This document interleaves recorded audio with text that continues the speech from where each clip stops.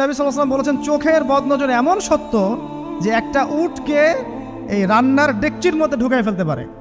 মানে একটা উট খুব সুন্দর ভালো, আপনি দেখছেন মাশাআল্লাহ বলেন নাই, নজর লেগেছে, উটটা মারা গেছে দেন তারপর তাকে জবাই করে খেয়ে ফেলতে হয়েছে। একজন সাহাবী গোসল করছিলেন, গোসল, এটা হাদিস সহিহ, এই আলেম ওলামা যারা আছেন তারা জানেন যে এই হাদিস সহিহ। একজন সাহাবী গোসল করছেন, তার গায়ের চামড়াটা খুব সুন্দর ছিল, একদম স্কিনটা অনেক সুন্দর থাকে না এমন কিছু মানুষ।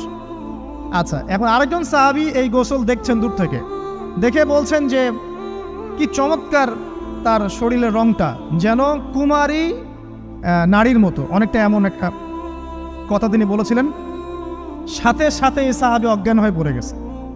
কোন সাহাবী? যিনি গোসল করছিলেন। এটার আপনি কোনো ব্যাখ্যা দিতে পারবেন না তো, এখানে কোনো সায়েন্স দিয়ে বা মেডিকেল সায়েন্স দিয়ে আপনি কোনো ব্যাখ্যা করতে পারবেন না। একটা ব্যাখ্যা দিতে পারেন, কিন্তু কেন সেটা হলো সেটা আপনি অ্যান্সার খুঁজে পাবেন না।